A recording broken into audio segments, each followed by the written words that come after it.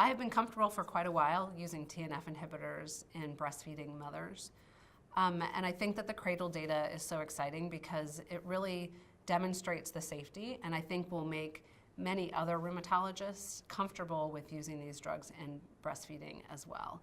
I know that rheumatologists and many other physicians think of lactation as sort of a extraneous, oh, you can just skip it kind of an activity.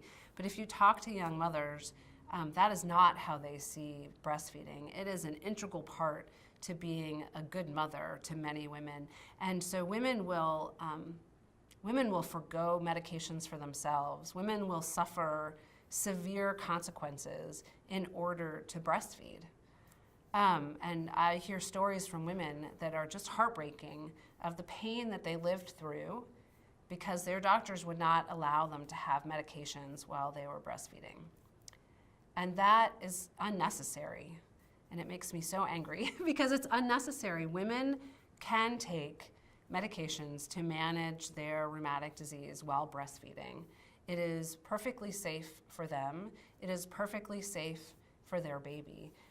And it is, I think, our responsibility to really make that change in our practice. And I really think that the cradle data gives solid, reliable, important data to make more rheumatologists comfortable with that decision. It is my goal that all women with rheumatic disease can have the families that they dream of, and that all rheumatologists in this country will help women get there.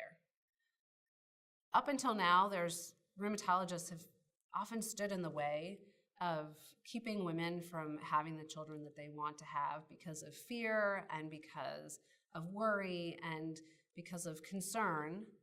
But I think that the data we have now really tells us that the large majority of women with rheumatic disease can have safe, healthy pregnancies and healthy and happy families.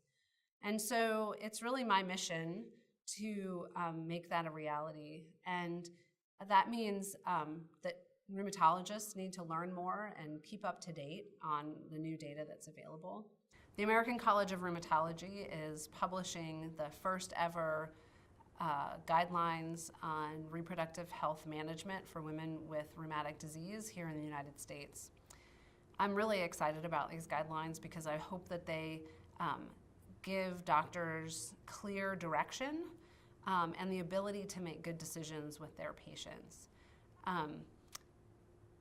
We often are driven by fear of the unknown, and the goal of these guidelines has been to give clarity and to give direction, even if there is data that is hard to interpret. So I'm hoping that this will really help transform the way that rheumatologists are addressing pregnancy with their patients and will give patients the ability to make good, healthy decisions.